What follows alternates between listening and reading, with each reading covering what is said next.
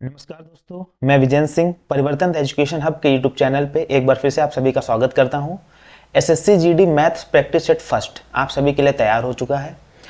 इस practice set में हम इंपॉर्टेंट क्वेश्चन जो कि एग्जाम के पॉइंट ऑफ व्यू से काफ़ी ज़्यादा इंपॉर्टेंट होने वाले हैं उनको यहाँ पे सिलेक्ट करके आपके लिए पूरा एक अच्छा सा प्रैक्टिस सेट बनाया गया है। इस प्रैक्टिस सेट को जब आप सॉल्व करेंगे तो आप खुद को इवेल्युएट कर पाएंगे कि आपकी मैथ्स की प्रिपरेशन किस तरीके की है। अगर आप कहीं से ऑनलाइन या ऑफलाइन ऑलरेडी पढ़ रहे हैं और फिर आप इस प्रैक्टिस सेट को भी साथ ही साथ सॉल्व कर रहे हैं तो आपको ये भी साथ ही साथ पता चलेगा कि आपकी तैयारी किस तरीके की हो चुकी है। हम लोग कोशिश करेंगे कि जितने भी इंपॉर्टेंट क्वेश्चंस हैं, जिस टाइप का अभी तक पैटर्न रहा है एसएससी जीडी का, बेसिकली उसी टाइप के क्वेश्चंस आपको प्रोवाइड कराया जाए ताकि एक आपको कॉन्फिडेंस भी मिल जाए और साथ ही साथ आपको अपनी तैयारी के बारे में भी पता चल जाए। यहाँ पर कोशिश की जाएगी कि आपको एग्जाम से पहले पहले कम से कम 20 प्रैक्टिस सेट मैथ्स के प्रोवाइड कराए जाएं। अगर आप इन 20 प्रैक्टिस सेट्स को सॉल्व करोगे तो उसके बाद ये मान के चलो कि 20 नंबर की जो आपकी मैथ्स आएगी जीडी में वो कंप्लीट हो जाएगी। और सिलेक्शन में मैथ्स का बहुत बड़ा रोल रहता है। अगर आपने मैथ काफ़ी सही कम टाइम में कर ली कंप्लीट तो फिर आपका एग्जाम में जो 80 क्वेश्चंस होते हैं 1 आवर में करना वो कंप्लीट हो जाएगा। ठीक है ना। तो चलिए शुरू करते हैं। पहला क्वेश्चन हम कोशिश करेंगे कि आपको शॉर्ट तरीके से भी बताएं और जो इसका बेसिक जो तरीका था उससे भी। अगर आप कहीं से पढ़ रहे होंगे तो जाहिर सी बात है आप शॉर्ट तरीके से ही लगाते होंगे, तो हम भी कोशिश करेंगे कि आपको जो तरीका हम बताएं वो समझ भी आए, जिससे आपको क्वेश्चन लगाने में आसानी हो और आप कम समय में अपना क्वेश्चन सॉल्व कर पाएँ। ठीक है। परिवर्तन एजुकेशन हब की तरफ से आपको कम से कम 20 प्रैक्टिस सेट प्रोवाइड करवाए जाएंगे। ठीक है। तो पहला क्वेश्चन है, आरोही क्रम में ली गई 6 क्रमागत सम संख्याओं का औसत 107 है। अंतिम 3 संख्याओं का औसत ज्ञात करें। तो औसत बेसिकली होता क्या है? औसत के बारे में अगर हम लोग बात करें तो जैसे अगर मान लीजिए आपको दे दिया जाए 2, 3, 4, 5, कहा जाए कि इनका औसत बताओ, तो ये 1, 2, 3, 4 नंबर है। तो औसत का मतलब क्या था? इन चारों नंबर को जोड़ो और 4 से भाग कर दो। तो अगर इनको आप जोड़ोगे तो 2 और 3 हो जाएगा 5, 5 और 4 हो जाएगा 9, 9 और 5 हो जाएगा 14, और 14 को अगर आप 4 से भाग करोगे तो 3.5, ये आपका औसत आएगा। औसत का मतलब होता है कि पदों का योग बटे पदों की संख्या। ठीक है। Sum of terms upon sum of numbers. अब इसका यहाँ पे दिया गया कि 6 क्रमागत सम संख्याएं। सम संख्याओं में होता क्या है कि सम संख्याएं वो होती हैं जो 2 से क्या हो जाए, पूरी पूरी डिवाइड हो जाए, तो वो संख्याएं सम संख्याएं होती हैं। अब यहाँ पे 6 क्रमागत सम संख्याएं। क्रमागत का मतलब क्या होता है? जैसे 2, 4, 6, 8 और 10, 12, ऐसे ये संख्याएं देखो, 2 के बाद 4, 4 के बाद 6, 6 के बाद 8, 8 के बाद 10, ये संख्याएं कैसी हैं? ये क्रमागत संख्याएं हैं और सम संख्याएं भी हैं। अब क्वेश्चन में बोला 6 क्रमागत सम संख्याओं का औसत 107 है, तो आप जोड़ोगे नहीं। अब सम संख्या आप कैसे बना सकते हो कि पहली संख्या आपने x ली, दूसरी x प्लस 2, अगली x प्लस 4, उसके बाद x प्लस 6, उसके बाद x प्लस 8, उसके बाद x प्लस 10, ऐसे आपने ली। तो कितने नंबर्स हुए? 1, 2, 3, 4, 5 एंड 6 आपके नंबर हुए। यहाँ पे 10 लिखा है सॉरी। तो आपके ये 6 नंबर्स हो गए। अब आप इनको काउंट करो, फिर 6 से डिवाइड करो और उसका एवरेज 107 मानो। तो ऐसा करने में तो टाइम लगेगा। इसकी ट्रिक क्या होती है? जैसे औसत दिया 107, तो आप लिखोगे 107। ठीक है। इससे एक कम करोगे तो आएगा 106, और इसमें एक बढ़ाओगे तो आएगा 108। अब 106 से पहले सम संख्या कौन सी होगी? 104। उससे पहले सम संख्या कौन सी होगी? 102। 108 के बाद सम संख्या होगी 110 और उसके बाद होगी 112। आपको 107 को यहाँ से कट कर देना है। तो ये आपकी 3 इधर और 3 इधर, टोटल 6 संख्याएं हो गई। और इन्होंने बोला है कि लास्ट की 3 संख्याओं का औसत ज्ञात करो। तो आप अगर इन 3 संख्याओं को देखें तो यहाँ पे आप अगर देखो तो यहाँ पर भी 2 का अंतर है और यहाँ पर भी 2 का अंतर है। जब कभी भी संख्याओं में 2-2 का अंतर हो तो जो बीच वाली संख्या होगी वो औसत होगी, या फिर आप क्या करो, पहली और आखिरी संख्या को जोड़ो। तो 108 में अगर आप 112 जोड़ते हो और 2 से भाग करो, पहली आखिरी को जोड़ो, 2 से क्या कर दो, भाग कर दो, तो जोड़ने पर टोटल आपका बनेगा 112 और 108 हो जाएगा 220। इसको अगर 2 से आप भाग करोगे तो 110 आपका आंसर आएगा। और चाहे आप बीच वाली संख्या देखो वो भी कितना 110, तो आपका यहाँ पे आंसर हो जाएगा 110। ठीक है ना। औसत के बारे में थोड़ा बताया इसलिए क्वेश्चन में टाइम लग गया। ठीक है ना। तो इस तरीके से आप क्वेश्चंस को सॉल्व करोगे। इसके बाद देखते हैं अपना नेक्स्ट क्वेश्चन। अगला क्वेश्चन है कि वह बड़ी से बड़ी संख्या ज्ञात करें जो 228, 282 और 288 को पूर्णतः विभाजित कर सकती है। तो यहाँ पे करना क्या, बड़ी से बड़ी की जब बात की जाए तो इसका मतलब होता है HCF। बड़ी से बड़ी का सीधा सीधा मतलब क्या हो गया, HCF। HCF का मतलब हाईएस्ट कॉमन फैक्टर, या इसको हिंदी में बोलते हैं हम लोग मासा। ठीक है, तो अब आप क्या करोगे, मासा आपको निकालना आता ही होगा। जो नंबर्स दिए इसमें सबसे पहले दो छोटे वाले नंबर ले लें। तो आप 228 से भाग करोगे 282 को, तो एक बार में 228 ही आएगा। माइनस करोगे तो यहाँ पे 12 से 8 गया 4, यहाँ 7 से 2 गया 5 बचा। अब इस 54 से आप किसको भाग करोगे, 228 को। किसको भाग किया जाता है, जो शेषफल बचता है यहाँ पर, इसको इससे भाग किया जाता है जिससे हमने पहले भाग किया था, तो इसको हमने यहाँ पर भाग किया। तो 4 बार अगर आप करोगे तो 216 हो जाएगा। 54 चौकू 216, माइनस करोगे तो यहाँ पे 2 बचेगा, यहाँ पे 1, 12 बचेगा। अब 12 से आप भाग करोगे 54 को, क्योंकि यहाँ पे कितना लिखा है 54, तो 12 चौक 48, माइनस करोगे तो आपका कितना बचेगा, यहाँ पे 6। अब 6 से आप भाग करोगे 12 को, क्योंकि यहाँ पे कितना लिखा था 12, 6 दूनी 12 आया। ये पूरा पूरा यहाँ पर कट जाएगा, तो हमारा यहाँ पे अभी कितना हमें मिला है, यानी कि इन दो नंबर्स का जो औसत सॉरी HCF आएगा वो 6 आएगा। अब अगली संख्या हमारी बची है 288। तो 6 से अगर हम लोग 288 को भाग करें, क्या होता है, 6 चौक 24, माइनस करोगे तो 4 बचेगा। अगली संख्या 8 है और 6 8 48, ये पूरा पूरा कट जाएगा। तो यानी कि यहाँ भी हमें कितना मिला, हमारा HCF वो 6 मिला। तो इस तरीके से इन तीनों संख्याओं को डिवाइड करने वाला आंसर क्या हो जाएगा हमारा, 6। ठीक है ना, इतनी बात आई थिंक आपको समझ आ गई होगी। सॉरी, इसका नेक्स्ट क्वेश्चन देखते हैं। एक दुकानदार एक वस्तु का अंकित मूल्य 4000 रुपये रखता है। कोई एक वस्तु है, उसका अंकित मूल्य है 4000 रुपये। यह दुकानदार उस वस्तु के अंकित मूल्य पर 10% की छूट देने के बाद 20% का लाभ कमाता है। यदि वह इसे अंकित मूल्य से 100 रुपये कम में बेचे तो इसका लाभ कितना होगा। तो ध्यान से समझने की पहले हम लोग कोशिश करते हैं। कोई एक ऑब्जेक्ट है या कोई एक वस्तु है, मान लो हमने X मानी, उसका मूल्य कितना है, 4000 रुपये। इतनी बात आपको क्लियर हो गई होगी। अब इस पे इन्होंने कितने परसेंट की छूट दी है, 10% की छूट दी है। तो 10% की अगर छूट दे दी, यानी कि 90% पे बेचा होगा, तो आप मानो कोई वस्तु जो होगी वो होगी 100%। तो 100% की वैल्यू कितनी हो गई, 4000। अब उन्होंने उसको 10% की अगर छूट दे दी तो 90% पर ही तो बेची होगी। तो अगर 100% की वैल्यू 4000 है तो 90% की वैल्यू आ जाएगी यहाँ से 3600, यानी कि उसने 3600 रुपये की बेची। ठीक है, और 3600 बेचने के बाद भी उसे 20% का लाभ हुआ, यानी कि 100 रुपये की अगर वो वस्तु होगी तो उसने बेची कितनी होगी, 120। तो 120 की वैल्यू यहाँ पे हो गई 3600, तो 100 की वैल्यू यहाँ पर आपकी हो जाएगी 3000। ठीक है ना, 100 की वैल्यू आपकी हो जाएगी 3000। इससे पता चलता उस वस्तु की जो असली लागत होगी, जो उस वस्तु की रियल प्राइस होगा, जो लागत होगी वो होगी 3000 रुपये। इतने की पड़ी होगी, उसने 4000 उस पर अंकित की और 3600 की बेच दी। अब इसने बोला अगर हम 3600 की ना बेच के 100 रुपये ही केवल कम करते, यानी कि हम कितने की बेचते, अब यहाँ पे हम जो उसकी बिक्री करते वो हम बिक्री करते 3900 की। अगर 4000 से 100 कम कर दोगे 3900, तो यहाँ पे कितने का लाभ हो रहा है, तो 3000 की बनाई और हमने 3900 की बेची, तो 900 रुपये का लाभ हो रहा। अब लाभ का प्रतिशत बताना है, तो लाभ प्रतिशत का फॉर्मूला कितना होता है, लाभ बटे टोटल जो उसकी लागत है 3000 और गुणे 100 करोगे तो 1 2 3 जीरो से 1 2 3 जीरो कट गए और 3 से 90 को भाग करोगे 30 आपका आंसर आएगा। यानी कि कितने परसेंट उसको प्रॉफिट हुआ होगा, 30%, जो कि ऑप्शन आपका डी है। आई थिंक इतनी बात आपको अब समझ आ गई होगी। ठीक है ना, अगला क्वेश्चन देखते हैं।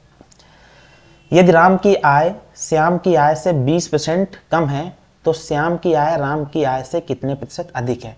तो जिससे पूछा जाए उसकी पहले आय मानो। इन्होंने बोला है कि राम की आय श्याम की आय से 20% कम है, तो किससे कहा है, श्याम से। तो पहले आप श्याम की मानो, आप लिखोगे श्याम, श्याम से, तो श्याम की आय आप मानोगे 100।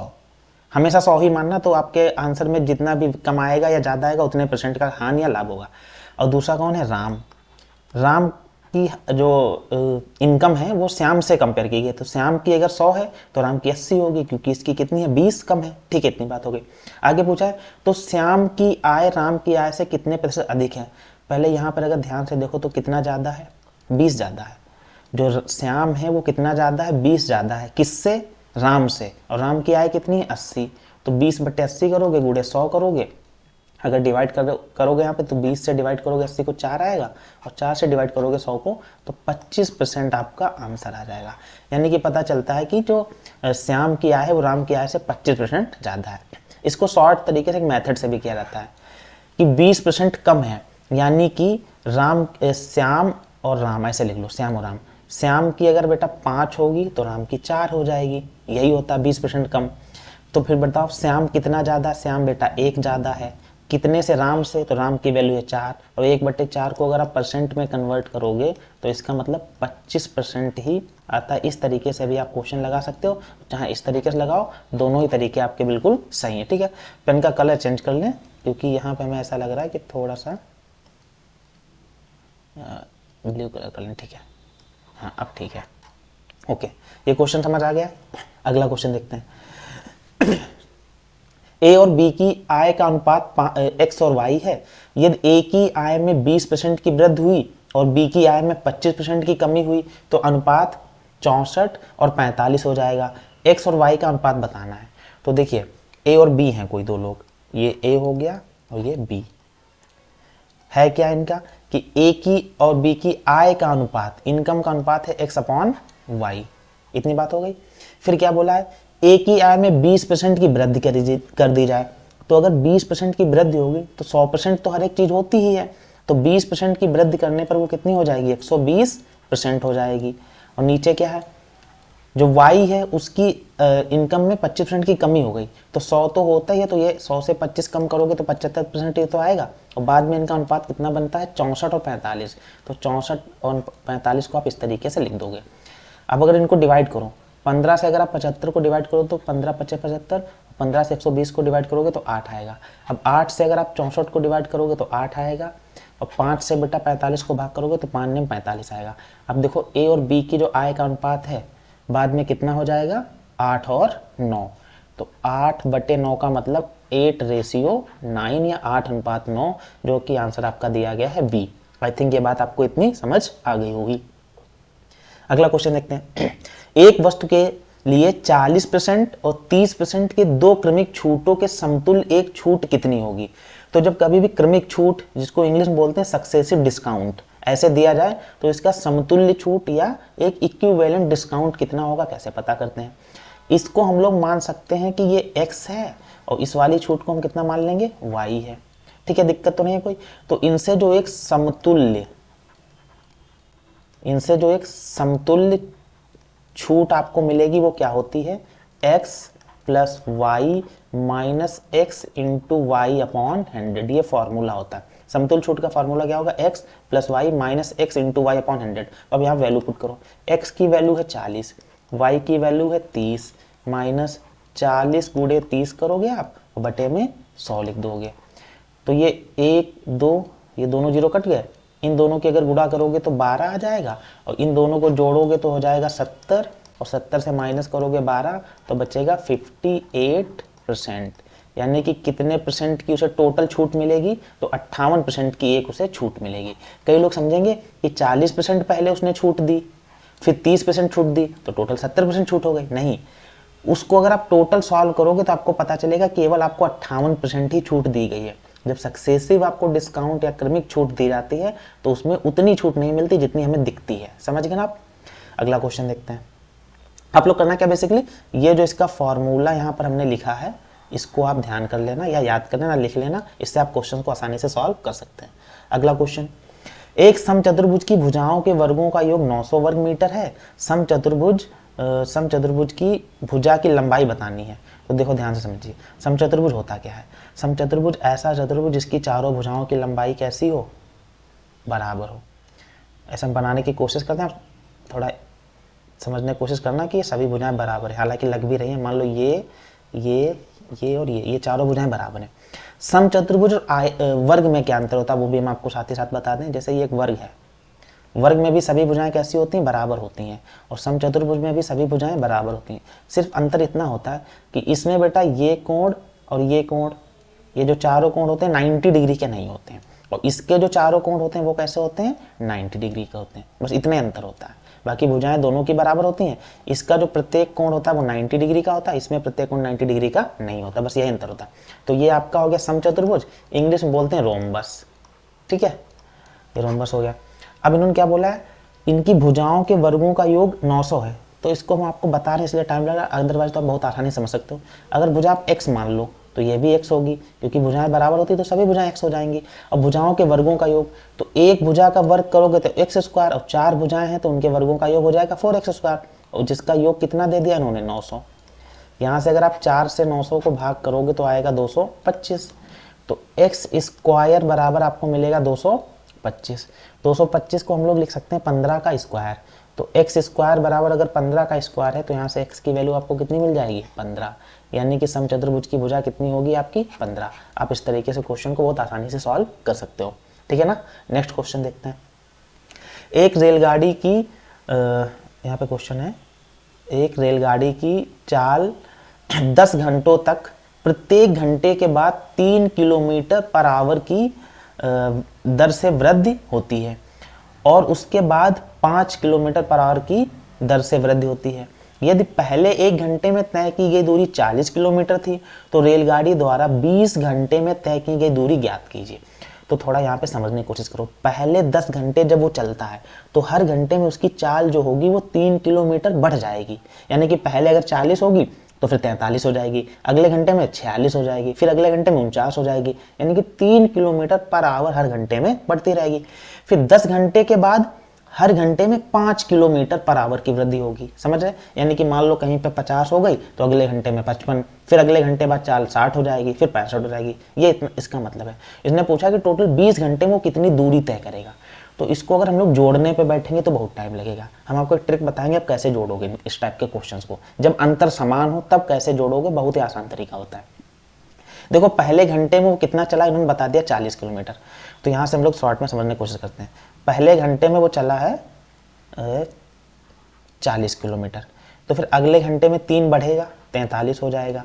तो 1 2 3 4 5 6 7 8 9 10, और यहाँ पे लाइन खींचो एक, फिर इधर 10 बनाओ, 1 2 3 4 5 6 7 8 9 और 10, ऐसा क्यों, ये घंटे हैं। पहले घंटे में 40 किलोमीटर, फिर दूसरे घंटे में उसकी स्पीड हो गई होगी 43, फिर उसके बाद उसकी 46 हुई होगी, फिर 49, फिर 52, फिर यहाँ पे हुई होगी 55, फिर 58, फिर 61, फिर 64, और फिर लास्ट में 10वें घंटे में उसकी कितनी चाल हो गई होगी 67, यानी कि 67। इतनी बात समझ आई। अब अगर आप ध्यान से देखो तो इसका और इसका योग 40 और 67 को जोड़ोगे तो 107 हो जाएगा, सॉरी कितना हो जाएगा 107 योग होगा। अब 67 से जस्ट पहले 64 ही तो रहा होगा, 67 से पहले रही होगी 64, तभी तो 3 बढ़ के 67 हुआ। तो अगर 43 और 64 को जोड़ोगे तब भी होगा 107। अब ऐसे अगर यहाँ पे टोटल 10 घंटे हैं और 2 को जोड़ने पर 107 बनना है, तो ऐसे 107 कितनी बार बनेंगे, 5 बार बनेंगे भाई, 5 ही तो जोड़े बनेंगे। तो 107 की 5 से गुणा करोगे तो 535 किलोमीटर वो टोटल 10 घंटे में चला।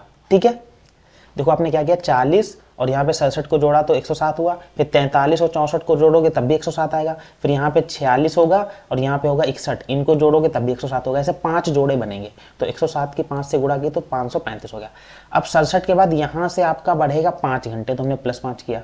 67 में आप 5 जोड़ोगे तो 72 हो जाएगा, फिर 72 के बाद 77 होगा, फिर 82 होगा, फिर 87 होगा, फिर 92 होगा, फिर 97 होगा, फिर 102, फिर 107 हो जाएगा, फिर उसके बाद 112 और 117। लास्ट वाले घंटे में उसकी चाल होगी 117, क्योंकि यहाँ पे हर घंटे में 5-5 बढ़ेगा।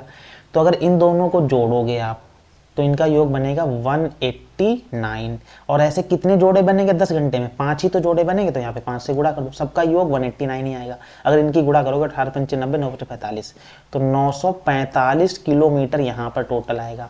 यानी कि पहले 10 घंटे में 535 चल रहा है, अगले 10 घंटे में 945, तो टोटल कितना हो जाएगा 535 में 945 अगर आप जोड़ दोगे तो आपका आंसर आ जाएगा 1480 किलोमीटर टोटल वो हमारे डिस्टेंस कवर करेगा 20 घंटे में।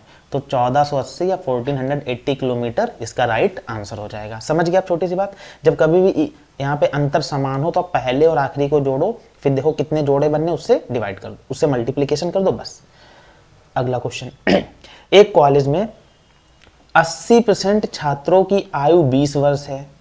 उसके बाद इन्होंने बोला है कि 20 वर्ष से अधिक आयु वाले छात्रों की संख्या, 20 वर्ष की आयु वाले छात्रों की संख्या जो कि 48 है के 2/3 के बराबर है। कॉलेज में छात्रों की कुल संख्या ज्ञात करनी है। तो यहाँ पे थोड़ा समझने की कोशिश करते हैं हम लोग। मान लो एक कोई कॉलेज है, तो उसमें टोटल बच्चे हमने कितने मान लिए, x मान लिए, ठीक है। तो उसमें से 80% छात्र कितने हैं, या x की वैल्यू आप सीधे सीधे कितनी मान सकते हो, 100%। बच्चे कितने टोटल होंगे, 100%, ऐसे समझिए। उसमें से 80% ऐसे स्टूडेंट्स हैं जिनकी एज क्या है, 20 से कम, 20 से कम, इनकी जो आयु है वो 20 से कम है। तो इसका मतलब जो 20% हमारे बच्चे बचेंगे, भाई 80% तो हो गया, अब बचेंगे कितने, 20%। 20% ऐसे बच्चे होंगे जिनकी एज या तो 20 वर्ष होगी या फिर 20 वर्ष से अधिक, 20 वर्ष से अधिक। सॉरी, यहाँ पे इसको इरेज कर देते हैं। या तो इनकी कितनी होगी बेटा, एज 20 होगी, या फिर क्या होगी, 20 वर्ष से अधिक, 20 वर्ष या 20 वर्ष से अधिक। अब थोड़ा समझने की कोशिश करना। इन्होंने बोला है कि 20 वर्ष की आयु वाले छात्रों की संख्या जो कि 48 है। तो 20 वर्ष के छात्र कितने हो गए, 48, ये संख्या दे दी गई है। और उसका 2/3 जो है वो 20 वर्ष से अधिक वाले हैं। तो 48 तो ये हो गई, और जो 20 वर्ष से अधिक वाले हैं वो कितने हैं, 48 का 2/3। अगर निकालोगे तो 3 से डिवाइड करोगे 48 को तो 16 आएगा, और 16 की 2 से गुणा करोगे तो 32 आ जाएगा। यानी कि 20 वर्ष के बच्चे हैं 48, और 20 वर्ष से अधिक वाले कितने हैं, 32। तो इन दोनों को अगर जोड़ोगे तो टोटल हमारा हो जाएगा 80। यानी कि 80 ऐसे बच्चे हैं जो 20 वर्ष और 20 वर्ष से अधिक के हैं। और ये 80 बच्चे कितने के बराबर होंगे, 20% के, क्योंकि 20% तो 20 वर्ष या 20 वर्ष से अधिक होंगे। तो 20, यहाँ पे देखो हम लोग समझते हैं, अगर 20% की वैल्यू 80 है और कॉलेज में कुल बच्चे पूछे, कुल बच्चे कितने, 100, तो 20 में अगर हम लोग 5 से गुणा कर दें तो 100% बनता है। तो ऐसे ही अगर 80 में भी आप 5 से गुणा कर दोगे तो 400 बनेगा। तो यानी कि टोटल यहाँ पे कितने बच्चे होंगे कॉलेज में, 400, और 400 हमारा ये ऑप्शन रहा सी। समझ गया पूरी बात। एक बार फिर से देखना, आपको क्वेश्चन समझ आ जाएगा। यहाँ पे है, एक निश्चित धनराशि पर 6% वार्षिक साधारण ब्याज की दर से 3 वर्ष का प्राप्त मिश्रधन 14,160 है। समान धनराशि पर समान ब्याज दर पर 4 वर्ष 8 महीने में प्राप्त साधारण ब्याज क्या होता, साधारण ब्याज हमें ज्ञात करना है। तो समझिए, अगर वो 6% ले रहा है वार्षिक ब्याज, और साधारण ब्याज में क्या होता है, क्योंकि इसमें ब्याज पर ब्याज लगता नहीं है, तो 6% अगर हर साल लेगा तो 3 साल में टोटल कितने % ब्याज ले लेगा, 3 साल में टोटल जो ब्याज वो ले लेगा, सॉरी ब्याज जो ले लेगा वो 6 × 3 यानी कि 18%। तो पहले अगर उसका जो मूलधन होगा वो 100 होगा, उसमें 18 जुड़ जाएगा, तो इससे जो हमारा मिश्र धन बनेगा, तो वो मिश्र धन कितना बनेगा, 118। और 118% की वैल्यू उन्होंने कितने दी, क्योंकि यहाँ पर इन्होंने मिश्र धन दिया है 14,160, 14,160। तो यहाँ पे अगर आप 1% की वैल्यू निकालोगे तो 14,160 को आप वही 118 से क्या कर दोगे, भाग कर दोगे, ठीक है ना। तो जब 118 से आप भाग करोगे तो 118 एक बार में करोगे, 118 माइनस करोगे तो आपका बचेगा 23, और 23 में 6 हो जाएगा तो 236, 118 दूनी 236 और 1 0 यानी कि 120 आएगा। तो 1% की वैल्यू हमारी कितनी हो गई, 120 रुपए, ठीक है, इतनी बात हो गई। ये बात एक साइड में आप नोट कर लोगे। अब दूसरी बात जो की गई उसके बारे में समझते हैं। इसने बोला है कि भाई 4 वर्ष 8 महीने में ब्याज कितना मिलेगा, 1% का मतलब 120 रुपये। अब समझो 4 वर्ष में ब्याज, तो 4 में पहले 6 से गुणा कर दो तो डायरेक्ट 24% तो यही हो गया भैया। फिर अभी 8 महीने और बचे हैं। अब आप एक बात समझो, यहाँ पे बोला इन्होंने कि 1 साल में 6% ब्याज देता है, हाँ या ना। तो 1 साल में होते हैं 12 महीने, और 12 महीने में 6% यानी कि हर महीने में आधा %, यस और नो। तो हर महीने में आधा % देता है, तो 8 महीने में कितने % देगा, 8 का आधा 4, जैसे 12 का आधा 6 वैसे 8 का आधा 4। तो यहाँ पे टोटल 4% और आप जोड़ दोगे 8, और यहाँ पे m का मतलब मंथ लिख दो, और यहाँ पे 4 क्या थे, ईयर्स, वाई। तो 8 महीने में टोटल 4% और ब्याज देगा, तो टोटल कितना ब्याज हो जाएगा, वो 28% ब्याज देगा। 1% की वैल्यू 120 रुपये है, तो 28% की वैल्यू क्या होगी, 28 में 120 से आप क्या करोगे, गुणा। तो 12 की गुणा 28 से करो, एक जीरो लगा देना, 12 अठे 24, 12 अठे 96 का 6, हासिल लगेगा आपका 9, और 12 दूनी 24 और 9 हो जाएगा आपका 33, और इसमें एक जीरो लगा देना। तो 3360 रुपये टोटल वो ब्याज के रूप में देगा, जो कि ऑप्शन डी आपका है।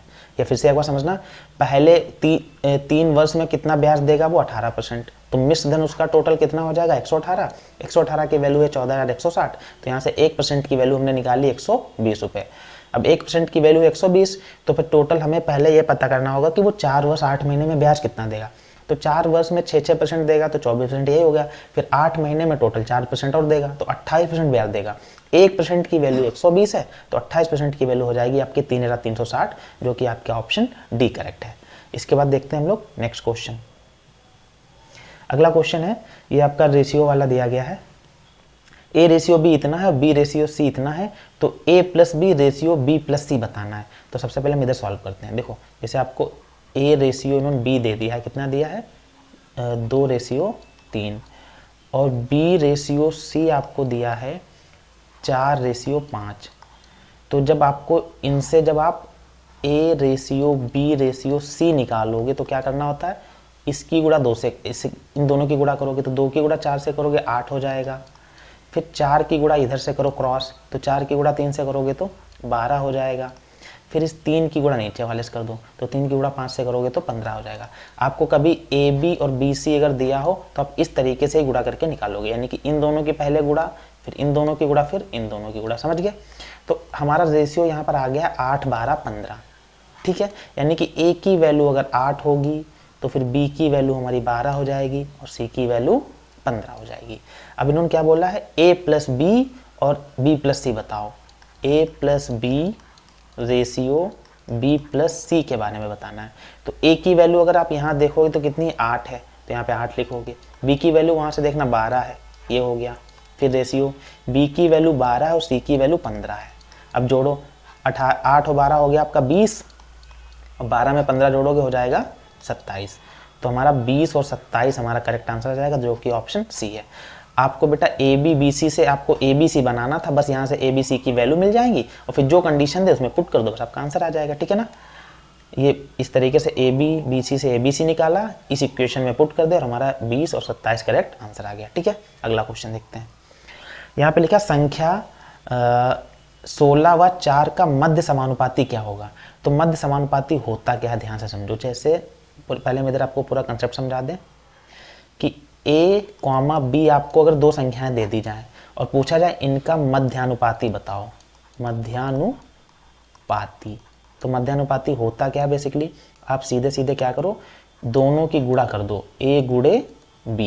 इधर ना दिख रहा तो यहाँ पे हम लिख दें, जो दोनों हैं ए दोनों संख्या उनकी गुणा करो और इसका मतलब होता है वर्गमूल, उनका वर्गमूल निकाल दो, बस इतना करना होता है। तो यहाँ पे देखो संख्या हमारी क्या है, 16 और 4, और इनका मध्यानुपाती पूछा तो आप 16 की 4 से क्या करोगे, गुणा। 16 चक्कू हो जाएगा 64, और 64 का वर्गमूल होता है 8। कैसे होता है ये समझो, अगर नहीं पता तो समझो। अगर 8 की गुणा आप 8 से करोगे तो 64 ही तो आएगा, तो ऐसे 64 का वर्गमूल क्या हो जाएगा, 8। जैसे 6 की गुणा 6 से करोगे तो 36 आएगा, तो 36 का वर्गमूल हो जाएगा 6। 5 की गुणा 5 से अगर करोगे तो 25 आएगा, और 25 का वर्गमूल हो जाएगा 5। यानी कि एक जैसी दोनों संख्याओं की गुणा करने पर जो संख्या बनती है उसका वर्गमूल वही संख्या होती है। समझ गए? तो ये आपका करेक्ट आंसर आ जाएगा 8, जो कि यहाँ पे हमारा आंसर दिया गया है, ऑप्शन बी। ठीक है, इसके बाद नेक्स्ट क्वेश्चन देखते हैं। तो मध्यानुपाती ध्यान रखना कि जो दो आपको संख्याएं दे दी जाएं, जो भी 2 संख्याएं हो उन दोनों की गुणा करो, उनका वर्गमूल निकाल दो, बस आपका आंसर आ जाएगा। 16 चौको 64, 64 का वर्गमूल होता है 8, यही करेक्ट आंसर है। नेक्स्ट क्वेश्चन देखते हैं। एक आयताकार खेत की लंबाई 53 मीटर और चौड़ाई 28 मीटर है। प्रति वर्ग मीटर ग्रास बेड बिछाने की लागत 27 रुपये है। तो पूरे खेत में ग्रास बेड बिछाने की लागत क्या होगी। तो पहले तो देखो आयत है, तो यहाँ पे हम लोग समझते हैं क्या होता है। आयत का मतलब एक ऐसा खेत जिसकी लंबाई लंबाई के बराबर और चौड़ाई चौड़ाई के बराबर है। ऐसे समझ लेना कि जितनी ये होगी उतनी ही ये होगी, और जितना ये होगा उतना ही ये होगा। इन्होंने दिया क्या कि ये बेटा लंबाई है 53 तो नीचे भी कितनी होगी लंबाई 53। चौड़ाई दी है 28, तो इधर भी चौड़ाई कितनी हो जाएगी 28। तो एरिया होता है क्या, पहले तो हम लोग क्षेत्रफल निकालेंगे। भाई घास जो इसमें बिछेगी वो घास तो पूरे इस क्षेत्र में लगाई जाएगी, है ना। तो इसमें पहले तो हम इसका क्या निकालेंगे, एरिया। एरिया का मतलब क्षेत्रफल। तो क्षेत्रफल कैसे निकलता है समझिए, जो लंबाई दी हो और जो चौड़ाई दी हो, L इंटू बी, बस वही कर दो। लंबाई कितनी दी है बेटा 53, चौड़ाई कितनी दी गई है 28। तो इससे कुछ एरिया निकलेगा मल्टीप्लाई करने पर। फिर उस एरिया में हर मीटर स्क्वायर का जो कॉस्ट है वो कितना इन्होंने यहाँ पर दिया है, 1 मीटर स्क्वायर का कॉस्ट है 27 रुपये। तो उसमें आप 27 से सीधे सीधे क्या कर देना, गुणा, आपका करेक्ट आंसर आ जाएगा। तो पहले 53 और 28 की हम लोग इन दोनों की गुणा कर लेते हैं। तो यहाँ पे देखो हम लोग कर रहे हैं 53 और 28 की, यहाँ पे आ नहीं पाएगी, इधर देखते हैं, रुक जाओ इसको हम इरेज कर दें, ठीक है।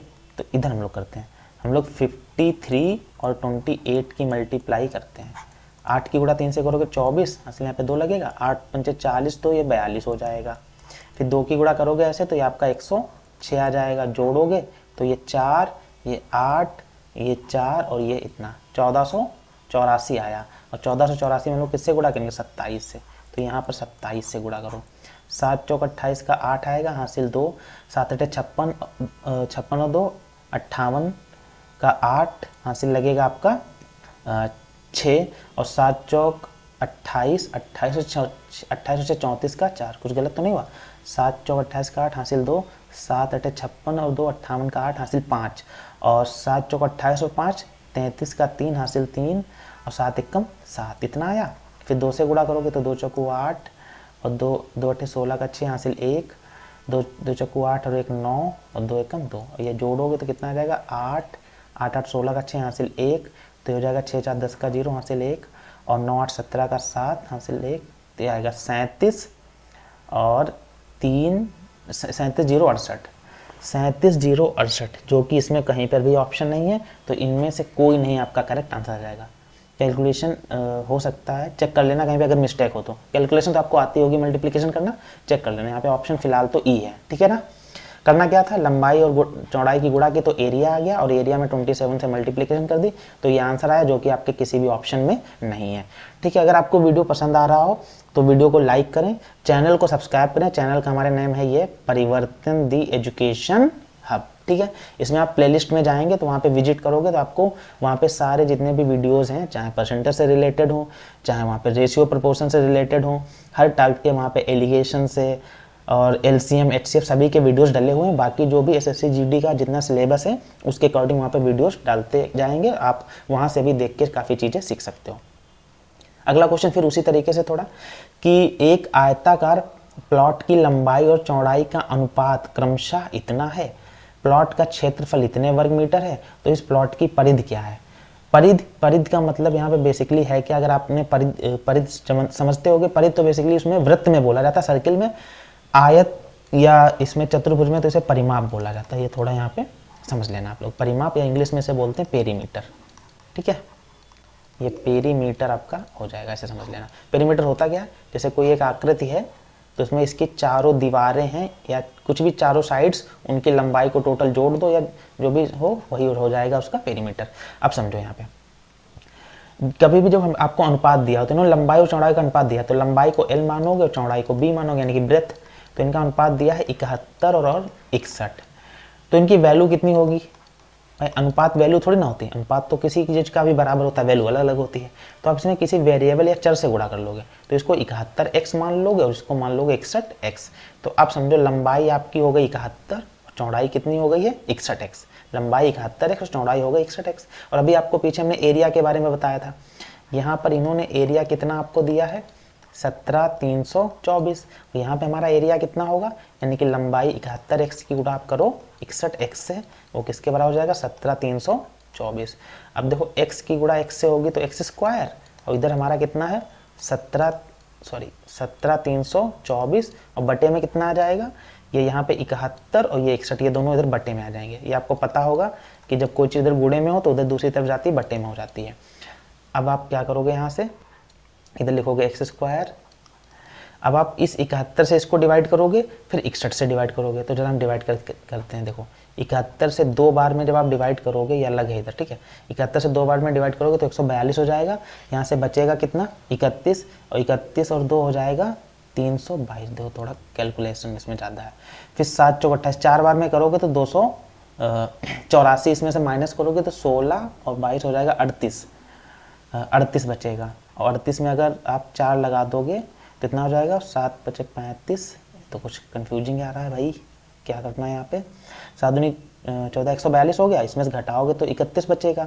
अच्छा 312 होगा, सॉरी, यहाँ पे बचेगा आपका 312 बचेगा। फिर 71 से भाग करोगे, 7 चौक 28 तो 284, तो 12 और इधर कितना 16 बचेगा 28, तो यहाँ पे 28 लिखो, तो 284 हो जाएगा। और फिर कितनी बार में हो जाएगा, 4 ही बार में, तो 244 आएगा। और 61 से 244 को डिवाइड करोगे तो 4 ही आएगा। तो एक्स स्क्वायर की टोटल वैल्यू 4 आएगी। बेसिकली करना था 17,324 को आप 71 से पहले डिवाइड करना, फिर 61 से डिवाइड करना, तो 4 आ जाएगा।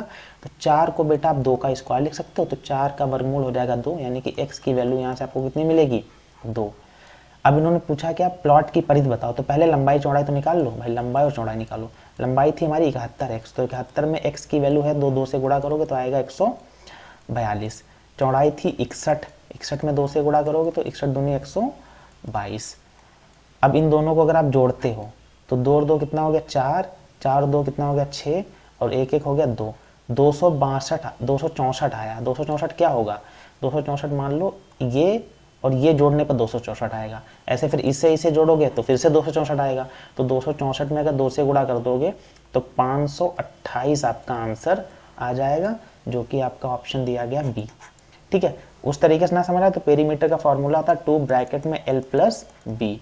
तो 2 लंबाई कितनी निकली है 142 निकली है, चौड़ाई कितनी निकली है 122 निकली है। 122 और 142 को जोड़ोगे 264 और 264 की 2 से गुणा करोगे तो 528 आपका करेक्ट आंसर आ जाएगा। ठीक है, अगला क्वेश्चन देखते हैं।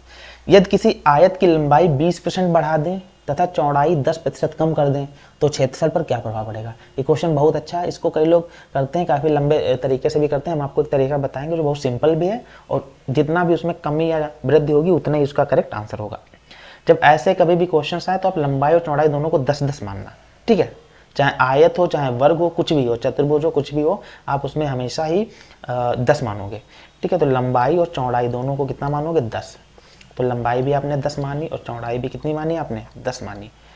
अब इसमें 20% बढ़ रहा है, तो अगर 20% बढ़ेगा तो पहले आप 10 का 20% निकालो। 20% कैसे निकलता है 10, और 20% अगर निकालना है तो गुणे 20/100। जितना परसेंट बोले वो ऊपर लिखो, 100 से भाग कर दो।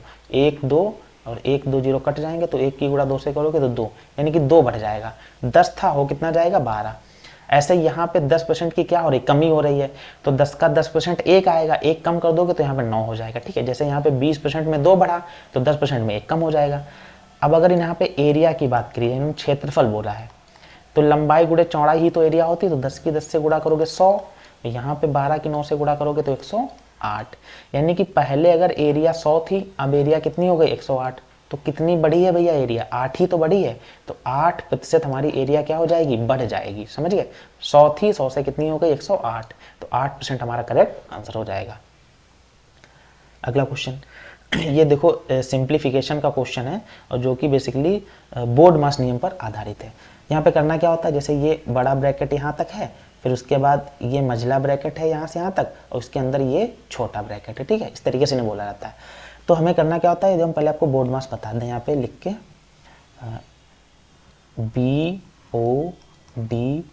BODMAS।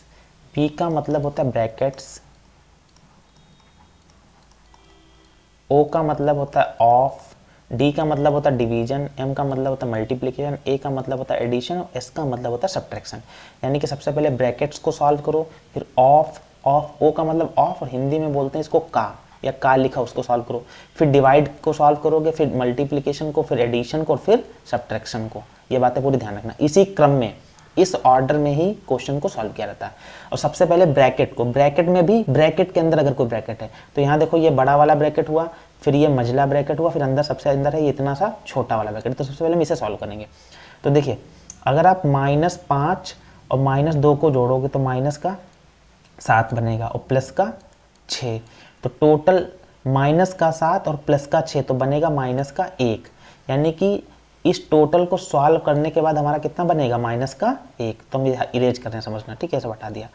इसको सॉल्व करने पर बना हमारा माइनस का 1, उसके बाहर कितना लिखा 2, तो इन दोनों की गुणा होगी तो बनेगा माइनस का 2, और यहाँ पे कितना लिखा है फिर लिखा है प्लस का 2, फिर यहाँ पे लगा है माइनस, यहाँ पे लिखा है 5 और बड़ा ब्रैकेट और बाहर लिखा है 1 माइनस, तो प्लस 2 से माइनस का 2 कट गया। अब कितना बचा 1 माइनस 5, 1 माइनस 5, तो 1 से 5 तो घटेगा नहीं, ये तो उल्टा होता है, 1 से 5 कहाँ घट पाएगा, तो 5 से 1 घटाओगे 4 बचेगा, और उल्टा हो रहा है इसलिए माइनस का चिन्ह लगा दो। और ये भी बात होती है कि माइनस प्लस का अगर 1 है माइनस का 5, तो बड़ी संख्या है माइनस, तो इसलिए माइनस का 4 आंसर आ जाएगा, ठीक है। प्लस माइनस घटाओ चिन्ह बड़ी संख्या का लगाओ, करेक्ट आंसर आ जाएगा। इसके बाद अगला क्वेश्चन है कि 8 9 और 5 8 यानी कि 8958 में वह कौन सी न्यूनतम संख्या जोड़ी जाए कि परिणाम एक पूर्ण वर्ग संख्या हो। पूर्ण वर्ग होता क्या है पहले तो ये समझिए, जैसे लिखा हो बेटा 36, 36 कैसी संख्या पूर्ण वर्ग, क्योंकि 36 के 2 गुणनखंड अगर आप करोगे तो 6 गुणे 6 आएगा, इसलिए 36 कैसी है पूर्ण वर्ग। ऐसे हम बोले 49, 49 के भी बेटा 7 गुणे 7, ये भी 49 होता है, तो ये भी एक पूर्ण वर्ग संख्या है। अगर हम लिख दें बेटा 50, तो 50 पूर्ण वर्ग नहीं है, क्योंकि ऐसी कोई भी 2 संख्याएं नहीं है सेम, जैसे देखो 7 की 7 से ही गुणा हो, किसी और संख्या से नहीं, 6 की 6 से ही गुणा हो। ऐसी क्या कोई 2 संख्याएं जिनकी गुणा करने पर 50 बने और एक जैसी संख्या हो, बिल्कुल नहीं है। आप 10 गुणे 5 करोगे 50, लेकिन 10 और 5 तो अलग अलग हैं, एक जैसे तो नहीं है, तो 50 एक पूर्ण वर्ग संख्या नहीं है। अब हम कोई बोले कि 50 में कुछ ऐसा जोड़ो कि पूर्ण वर्ग बन जाए, तो बेटा 7 7 की गुणा 49 आती है, 7 के बाद क्या आएगा 8, तो 8 गुणे अगर 8 करोगे तो 64 आएगा, यानी कि 50 में अगर हम लोग 14 जोड़ दें तो हमारा 64 ही तो आ जाएगा, तो यहाँ पे आंसर आ जाएगा 14। इसी तरीके से हमें इस क्वेश्चन को सॉल्व करना है। तो देखो यहाँ पे समझने क्या हमें करना है, पहले हम लोग लिखेंगे 8 9 5 8, तो इस तरीके से क्वेश्चन आए तो इसको बेटा हम लोग भाग विधि से सॉल्व करते हैं। ये आपने 7th 8th क्लास में पढ़ी होगी, अगर आपको आती है तो बहुत अच्छी बात, नहीं तो यहाँ से समझिए। इसमें करना क्या होता है, पीछे से बेटा पेयर्स बना लो, जोड़े, और यहाँ पे जोड़े में ही अगली संख्या ली जाती है। अब यहाँ पे स्टार्टिंग में आपको मिल रहा है 89, 89 से पहले किसका वर्ग होता है, तो 9 गुणे 9, देखो यहाँ पे गुणा एक जैसी संख्याओं की होगी, क्योंकि यहाँ पे हम जो भी बात करें वो एक जैसी संख्याओं की ही बात कर रहे हैं। तो 9 की गुणा 9 से होगी तो 81 आएगा, और ये माइनस करोगे तो यहाँ पे 9 में से 1 गया 8 बचा, यहाँ कुछ नहीं बचा, और ये दोनों जुड़ जाते हैं, तो 9 9 हो गया 18। फिर इसके बाद ध्यान से समझना, ऊपर लिखने की जरूरत नहीं, चाहो तो यहाँ 9 लिख भी दो, नहीं तो कोई फर्क वाली बात नहीं पड़ेगी यहाँ पे, क्योंकि यहाँ पे हमें उसका वो नहीं बताना कि इसका कितने का ये वर्ग है। अब अगली संख्या ये पूरा जोड़ा यहाँ पे हट जाएगा 58। अब अगर आप यहाँ पे गुणा बेटा 18 लिखा, एक अगर यहाँ पे लिखोगे, मान लो आपने यहाँ पे लिखा आपने यहाँ पे लिखा 1, तो नीचे भी फिर 1 लिखना पड़ेगा, तो 181 की 1 से गुणा करोगे 181 आएगा, लेकिन ये तो बन नहीं पाएगी। फिर 2 अगर ऊपर लिखा तो नीचे भी 2 लिखना पड़ेगा, तो हम ये काम नहीं करेंगे। तो देखो हम क्या करते हैं, अगर आप 5 यहाँ पर रखते हो तो 18 पंचे 90 ज़्यादा हो जाएगा, तो 4 रखो। अगर ध्यान समझना, 4 ऊपर लिखा 4 नीचे लिखा, तो 4 चौको 16 का 6 आएगा। अभी हम इसको हटाएंगे, समझने की कोशिश करना हम क्या करना चाहते हैं। 4 की 4 से गुणा की तो 6 आया, 4 8 32 का 2 हासिल 3, 4 कम 4 3 7, ये 2 कम आ रहा, लेकिन ये नहीं चाहिए, हमें चाहिए ज़्यादा, क्योंकि हमें कुछ जोड़ना है तो हम कुछ ज़्यादा करेंगे, और कुछ घटाना पड़ता तो हम कम कर सकते हैं। अगर यहाँ पे देखो, यहाँ पे जो लिखा है इन्होंने कि जोड़ा जाएगा, जोड़ने के आप लिख देते घटाना है, तो हम लोग ये वाला आंसर रखते। अब इन्होंने बात की है जोड़ा जाए, तो हम लोग आंसर 4 से गुणा ना करके यहाँ कितने से गुणा करेंगे 5 से, ठीक है, ताकि हमारा कुछ ज़्यादा आंसर आए। अगर 5 से आप गुणा करोगे तो 5 25, ये ये हटा दें पहले, तो 5 की गुणा 5 से करोगे तो 25 का 5 हासिल 2 हो गया, 5 8 40, 2 42 का 2 हासिल 4, 5 कम 4 9, तो इतना आया। अब 858 से तो 925 घटेगा नहीं, तो 925 से 858 घटाओ, तो बेटा 5 का मतलब 15, 15 से 8 गया तो 7 बचा, यहाँ बचा 1, 1 का मतलब हो गया 11, 11 से 5 गया तो 6 बचा, यहाँ 8 बचा, 8 से 8 गया कुछ नहीं बचा, तो कितना आंसर आया 67। यानी कि हमें उसमें 67 और जोड़ना पड़ेगा, तब जो संख्या हमें मिलेगी वो पूर्ण वर्ग मिलेगी। इसका मतलब क्या हुआ कि 8 9 5 8 जो था, इसमें अगर आप 67 जोड़ते हो 67, तो 8 और 5 8 7 15 का 5 हासिल 1 लगा, और 6 6 ये 12 का 2 हासिल 1 हो जाएगा, 9 1 10 और ये 90, 90 25 मिलेगा, जो कि एक पूर्ण वर्ग संख्या। अगर आप 95 गुणे 95 करोगे तो आपको 925 मिलेगा। 95 कैसे हमें पता चला, तो यहाँ पे देखो 9 9 एक जैसे, फिर 5 5 एक जैसे, तो 9 और 5 कितना हो गया बेटा 95, 9 और 5 ये 95 बन जाएगा, ठीक है। अगली संख्या देखते हैं तीन क्रमागत प्राकृतिक संख्याओं के वर्गों का योग 110 है, तो उनमें से सबसे छोटी प्राकृतिक संख्या क्या है। अब इसको आप दो तरीके सॉल्व कर सकते हो, या तो आप प्राकृतिक संख्या x मान के सॉल्व करो या ऑप्शन के थ्रू सॉल्व करो। तो देखो जैसे तीन प्राकृतिक संख्याएं हैं, ऐसे समझते हैं हम लोग। प्राकृतिक संख्याओं में होता है कि एक एक का अंतर होता है, जैसे 3, 4, 5, 6, 7, ये सब प्राकृतिक संख्याएं क्रम से ही तो लगी हुई हैं, क्रमागत भी हैं। मान लो पहली प्राकृतिक संख्या x, तो अगली संख्या में एक बढ़ जाएगा तो x + 1 हो जाएगी, अगली संख्या में एक और बढ़ जाएगा तो x + 2 हो जाएगा। और इनके वर्ग, इनके बेटा क्या है, वर्गों का योग जो है वो कितना है, 110 है। इस तरीके से पहले लगाते हैं, तो x का वर्ग x² ही रहेगा।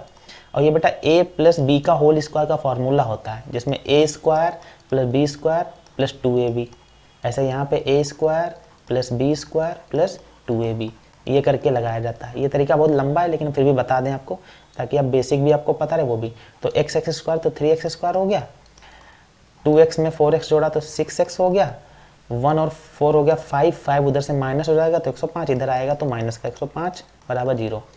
अब ये सभी 3 से कट रहे हैं, तो 3 से डिवाइड करोगे x² हो जाएगा, इसको 3 से भाग करोगे 2 हो जाएगा, इसको 3 से भाग करोगे तो 35 हो जाएगा, तो ये हो गया 0। अब अगर आप गुणा करो बेटा, 35 के ऐसे फैक्टर्स होते हैं, 10th क्लास में आपने ये चीज़ें सीखी होंगी कि घटाने पर 2 आए तो 7 × 5 = 35। तो ये सब कुछ सॉल्व करने के बाद आपको x की वैल्यू यहाँ से कितनी मिलेगी, 5। x की वैल्यू आपको क्या मिल जाएगी, 5, यानी कि सबसे पहली संख्या कितनी होगी, 5, उसके बाद अगली संख्या क्या होगी, 6, उसके बाद अगली संख्या क्या होगी, 7। ठीक है, ये तो ऐसा तरीका होगा, ये आपको करना भी नहीं है, ये हमने बस आपको समझा दिया कि इस तरीके से भी क्वेश्चन लगेगा। अगर एकेडमिक क्लास में हो, 7th 8th क्लास में, तो आप ऐसे लगाओगे। लेकिन यहाँ पे क्या करना होगा, पहले चलो आप ऑप्शन ले लो यहाँ से। जैसे पहला ऑप्शन क्या है भाई, 6। अभी ये ऑप्शन सही नहीं है, चेक कर रहे हैं। जैसे मान लो आपने 6 लिया तो अगली संख्या 7 होगी, अगली संख्या 8, क्योंकि उन्होंने सबसे छोटी बोली थी, तो सबसे छोटी अगर 6 हुई तो अगली 7 होगी, अगली 8। 6 का वर्ग होता है 36, 7 का वर्ग होता है 49 और 8 का वर्ग होता है 64। इन्हें अगर आप जोड़ोगे तो 36, 49, 85, और 85 में 4 जोड़ोगे तो 89 और 6, ये बेटा 110 नहीं बनेगा, तो ये तो गलत हो गया। अब अगर अगली संख्या आपने 5 ली तो 5, 6, 7 हुआ, 5 का वर्ग 25, 6 का वर्ग 36 और 7 का वर्ग 49। इनको अगर आप जोड़ोगे तो बेटा 110 आपका बनेगा। यानी ऑप्शन से अगर आप करोगे तो आपका ऑप्शन 5, ये बिल्कुल ऑप्शन डी यानी कि 5 करेक्ट आंसर है। तो ऐसे क्वेश्चन को आप हमेशा ऑप्शन के थ्रू करना, जल्दी भी लग जाएगा और सही भी होगा। यहाँ पे बेटा आपको कन्फ्यूजन होगा, बहुत लंबा टाइम टेकिंग भी ये क्वेश्चन रहता है। अगला क्वेश्चन देखते हैं कि राम एक काम को पूरा करने में 20 तथा रामदेव उसी काम को 30 दिन में करता है, दोनों साथ मिलकर कितने दिन में काम करेंगे। तो पहले हमारी बात समझो। जैसे मान लो A हो, वो किसी काम को x दिन में करता है, B है वो उसी काम को y दिन में करता है, तो आपसे कहा जाए A + B दोनों मिलके कितने दिन में करेंगे। तो आप इन दोनों की गुणा करो, सॉरी रुक जाओ, इन दोनों की आपको करनी है गुणा। अगर x और y की गुणा करोगे तो x गुणे y होगा और बटे में x + y, यानी कि पहले दोनों की गुणा करो और फिर उसको डिवाइड कर दो दोनों के योग से। बस ये करना होता है। ये होता है जब आपसे टोटल पूछा जाए, तो यही काम यहाँ पर भी है। देखिए राम को हम लोग लिखेंगे, सॉरी राम को हम लोग लिखेंगे RM लिख देंगे, या राज को RJ लिख देंगे। RJ कितने दिन में करता है, 20 दिन में। और RM यानी कि रामदेव कितने दिन में करता है, 30 दिन में। दोनों मिलके कितने दिन में करेंगे, तो RJ + RM क्या हो जाएगा, बिल्कुल यहाँ से दोनों की गुणा करो तो 20 की गुणा 30 से करो, फिर दोनों को जोड़ो तो 20 में 30 जोड़ दो, ऊपर गुणा करने पर 600 आएगा, नीचे जोड़ने पर 50 आएगा, 0 0 कट गया, 5 से 60 को भाग करोगे तो 12। तो दोनों मिलके कितने दिनों में काम को पूरा करेंगे, 12। आप ये वाली बात जो हमने इधर इतनी आपको बताई है, इस बात का आप ध्यान रखना, तो आपका क्वेश्चन 2 मिनट में लग जाएगा। ठीक है, इतनी बात हो गई। अगला क्वेश्चन देखते हैं। अगला है कि रिया और सुजान एक काम को 12 घंटे में पूरा करते हैं। यदि रिया अकेले उस काम को 20 घंटे में पूरा कर लेती है और यदि सुजान उस काम को अकेले करना शुरू करे तो वह कितने घंटों में पूरा करेगा। तो यहाँ पे अलग होने की बात है, पहले मिलके काम कर रहे थे, अब एक काम करेगा तो यहाँ पे घटेगा। तो ध्यान से समझो, रिया और सुजान RS लिख लेंगे, ये दोनों कितने दिन में काम करते थे, 12 दिन में। अब यहाँ पे सुजान सोच रहा है कि मैं अकेले इस काम को अगर ख़त्म करना चाहूँ तो कितने दिन में कर लूँगा। और इसमें रिया की कैपेसिटी बताई गई कि वो अकेले अगर करेगी तो 20 दिन में करेगी। देखो रिया और सुजान दोनों अगर मिलके करेंगे तो 12 दिन में काम को कंप्लीट कर लेंगे। अगर रिया अकेले करेगी तो कितने दिन में कर लेगी, 20 दिन में। तो फिर सुजान अगर अकेले करना चाहे तो कितने दिन में करेगा, तो वहाँ पे प्लस किया था, यहाँ पे माइनस हो जाएगा। तो सुजान अगर अकेले करना चाहेगा तो 12 की गुणा 20 से करो, ठीक है, गुणा और नीचे घट जाएगा, इसमें 20 से आप 12 घटा दोगे, वहाँ पे जुड़ता था यहाँ घट जाएगा। तो ऊपर बेटा 12 की गुणा 20 से करोगे तो 240 आएगा, और नीचे 20 से 12 घटाओगे तो 8 आएगा, और 8 से अगर 240 को भाग करोगे तो 30 आपका करेक्ट आंसर आएगा। यानी कि सुजान कितने दिन में काम को कंप्लीट कर लेगा अकेले? 30 दिन में, जो कि आपका ऑप्शन डी है। समझ गए आप इतनी बात? तो थैंक यू। और अगर आपको ये हमारा पूरा लेक्चर या जो 20 क्वेश्चन का प्रैक्टिस सेट था, क्योंकि 20 ही क्वेश्चन आपके आएंगे भी एसएससी जीडी में, आपको अगर पसंद आया हो तो हमारे चैनल परिवर्तन द एजुकेशन हब को, परिवर्तन द एजुकेशन हब, ये आपको दिख रहा होगा, इसको सब्सक्राइब करें तुरंत और अच्छे कमेंट्स दें। अगर आपको कुछ कमी लगी हो तो उसके बारे में भी बताएं, और आप हमारे चैनल से जुड़े रहें, आपको एसएससी जीडी से रिलेटेड सारा कंटेंट यहीं पे मिलता रहेगा। होप फॉर द बेस्ट, और आप अपनी पढ़ाई करते रहें और अपने आसपास सफाई रखें, लोगों की रिस्पेक्ट करें। Thank you.